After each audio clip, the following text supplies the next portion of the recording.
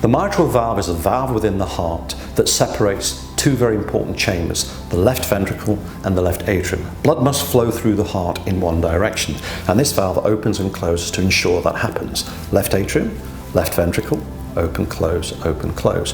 When the ventricle contracts, it pumps blood at high pressure around the body, and this valve must close to protect the chamber and the lungs downstream from that high pressure. Many patients can develop a condition called degenerative mitral valve leak or regurgitation, where one of the leaflets, or sometimes both the leaflets, turn the wrong way because the strings, the parachute strings, either become stretched or they rupture. And in that situation, what we have to do is repair that heart valve, and traditionally this is done through the breastbone.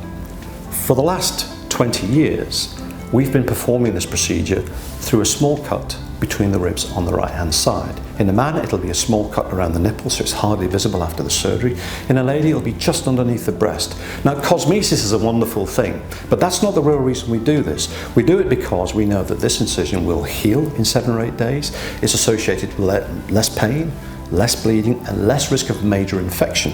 Now, don't get me wrong, the breastbone's a very good way to do the surgery, and if the team are not experts at keyhole heart surgery, they should probably do the surgery through the breastbone.